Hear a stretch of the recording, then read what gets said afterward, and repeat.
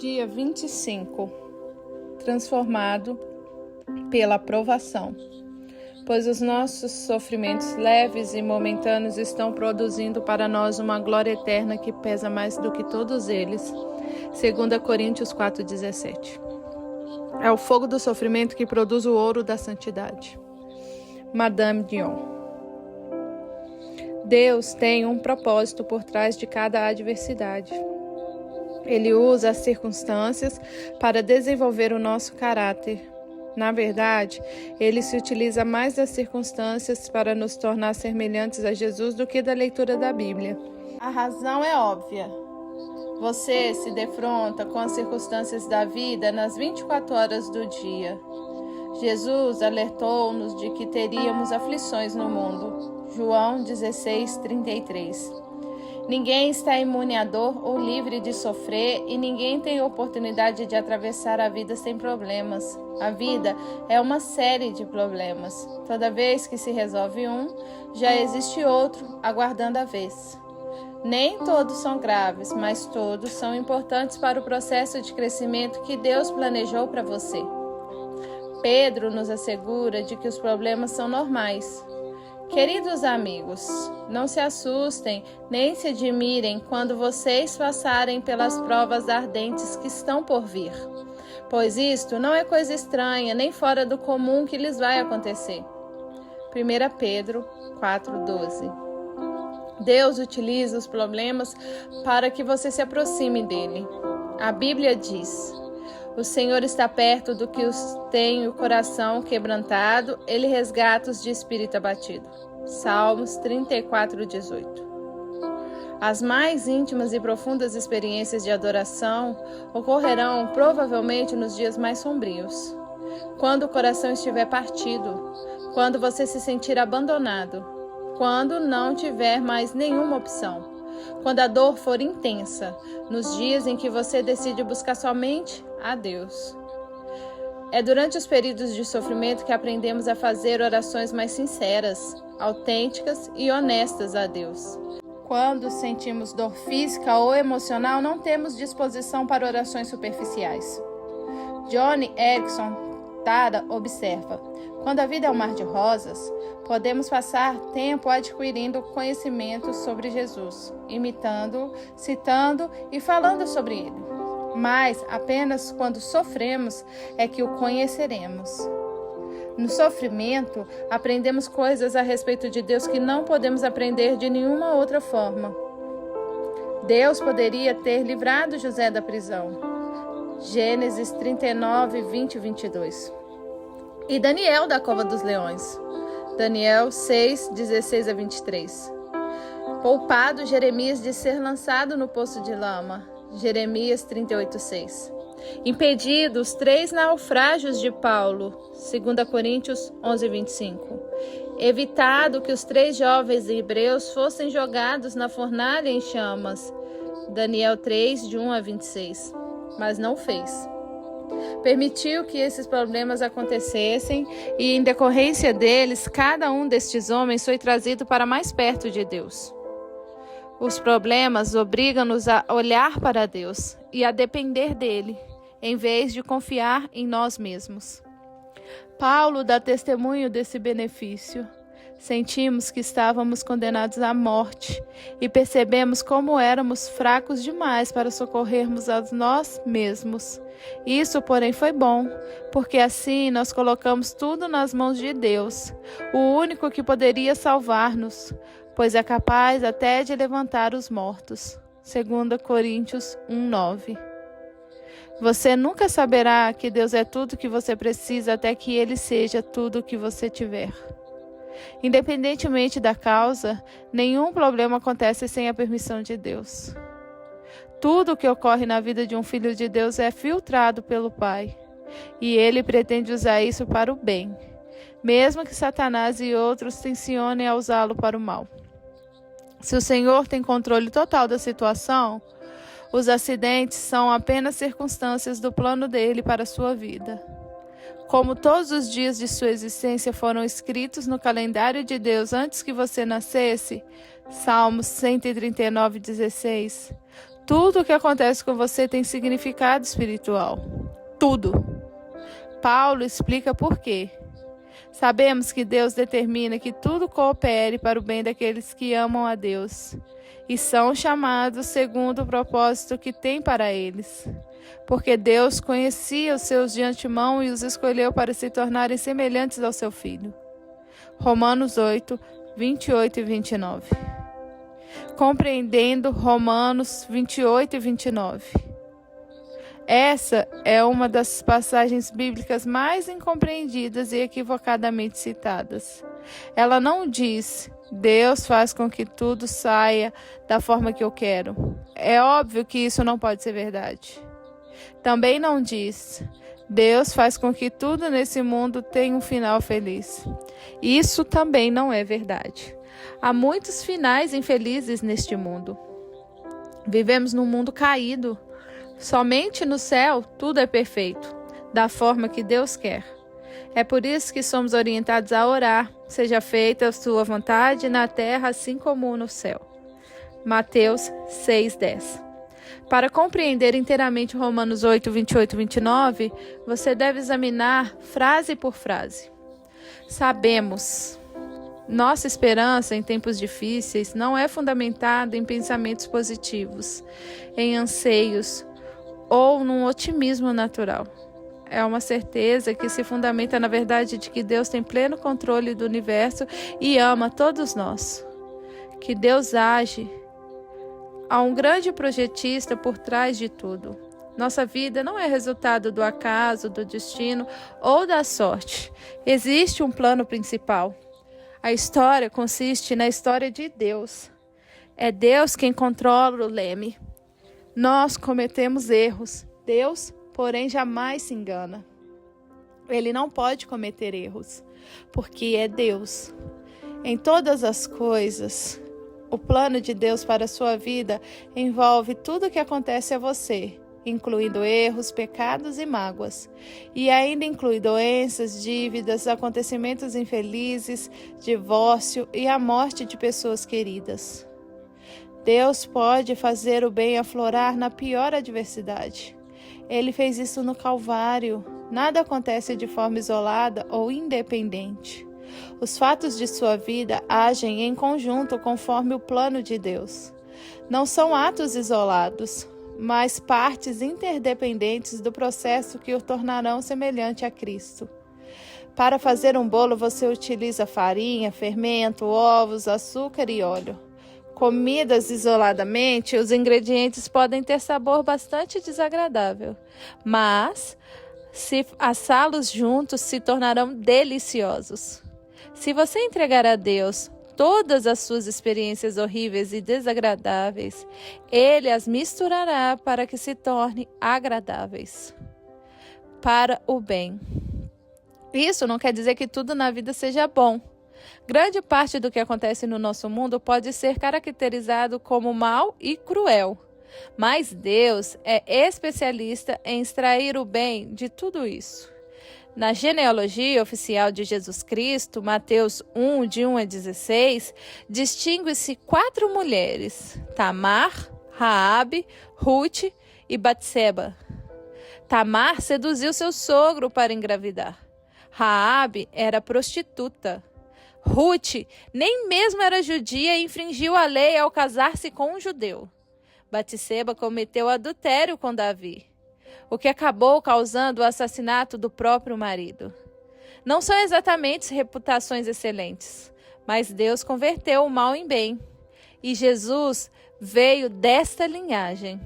O propósito de Deus é maior que os nossos problemas, nosso sofrimento e até mesmo nossos pecados. Daqueles que o amam, dos que foram chamados. Essa promessa é somente para os filhos de Deus, não para todos. Todas as coisas contribuem para o mal daqueles que vivem em oposição a Deus, insistindo em seguir o próprio caminho, de acordo com o seu propósito. Que propósito é esse? Que sejamos semelhantes ao seu Filho. Tudo que Deus permite que aconteça em nossa vida é por causa deste propósito. edificando um caráter semelhante ao de Cristo. Somos joias moldadas pelo martelo e o cinzel da adversidade. Se o martelo do joalheiro não tiver peso suficiente para parar nossas arestas, ele usará uma marreta. Se formos realmente obstinados, ele utilizará uma britadeira. Ele usará o que for necessário. Cada problema é uma oportunidade para edificação do caráter. E quanto mais difícil a situação, maior o potencial de desenvolvimento dos músculos espirituais e da fibra moral. Paulo disse: sabemos que essas tribulações produzem paciência, e a paciência produz caráter. Romanos 5, 13 e 4. O que acontece exteriormente em sua vida não é tão importante quanto o que acontece dentro de você.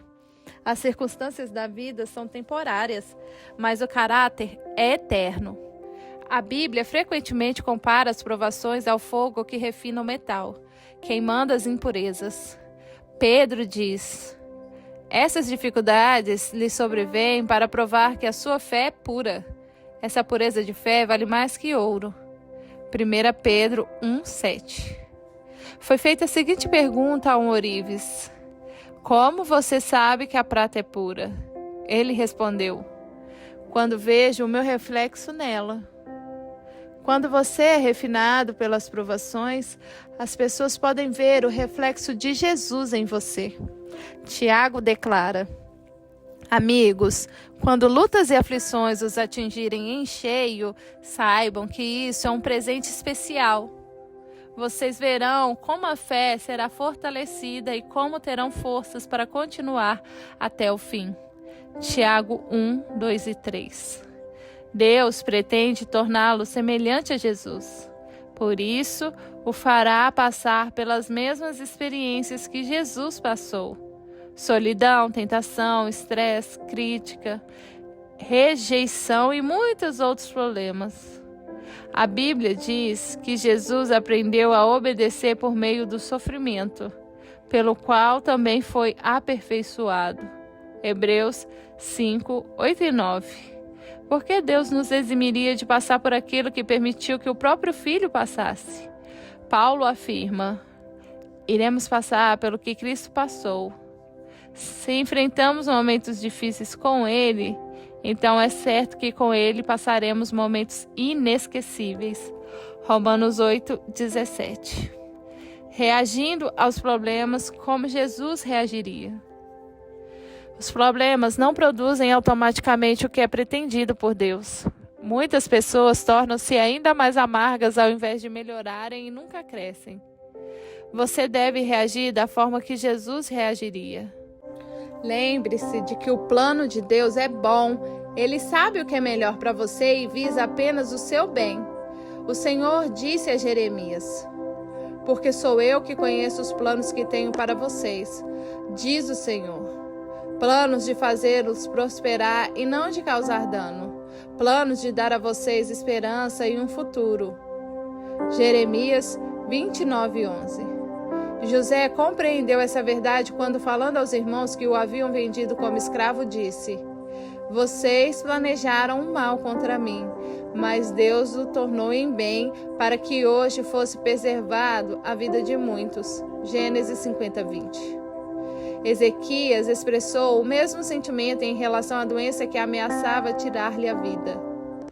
Foi para o meu próprio bem que passei esse período difícil. Isaías 38, 17. Sempre que Deus disser não ao seu pedido de alívio, lembre-se de que Ele está fazendo o que é melhor para nós. Está nos treinando para que possamos viver de acordo com seu santo propósito. Hebreus 12, 10. É vital que você se mantenha concentrado no plano de Deus, não no problema ou no sofrimento. Foi assim que Jesus suportou a dor na cruz, e somos exortados a seguir o seu exemplo. Mantenham o olhar firme em Jesus, nosso líder e orientador. Ele esteve pronto a padecer uma morte vergonhosa na cruz, por causa da alegria que sabia que depois ia ter. Hebreus 12, 2. Corrie ten Boom, que sofreu no campo de concentração nazista, explica o poder do foco. Se você olhar para o mundo, ficará aflito. Se olhar para você mesmo, ficará deprimido. Mas se olhar para Cristo, descansará. O foco determinará os seus sentimentos. O segredo da resistência é lembrar-se de que o sofrimento é temporário, mas a recompensa será eterna. Moisés suportou uma vida de tribulações porque contemplava sua recompensa. Hebreus 11:26. Paulo suportou as adversidades da mesma forma. Ele declarou: nossas presentes aflições são muito pequenas e não durarão muito, e ainda produzem para nós glória imensurável que durará para sempre. 2 Coríntios 4:17. Não se renda às considerações de curto prazo. Mantenha o foco no resultado final. Se participarmos da sua glória, precisamos participar também do seu sofrimento. O que sofremos agora não é nada comparado à glória que Ele nos dará adiante. Romanos 8:17 e 18. Exulte e agradeça. A Bíblia diz: deem graças em todas as circunstâncias, pois essa é a vontade de Deus para você em Cristo Jesus. 1 Tessalonicenses 5:18. Como isso é possível? Observe que Deus nos manda dar graças em todas as circunstâncias, mas não por todas as circunstâncias. Deus não espera que você seja agradecido pelo mal, pelo pecado, pelo sofrimento ou pelas consequências dolorosas próprias deste mundo. Em vez disso, quer que você demonstre gratidão pelo fato de Ele usar os problemas que o afligem para o cumprimento dos propósitos dele. A Bíblia diz: alegrem-se sempre no Senhor. Filipenses 4:4. Ela não diz: alegrem-se no seu sofrimento. Isso é masoquismo. Você se alegra no Senhor.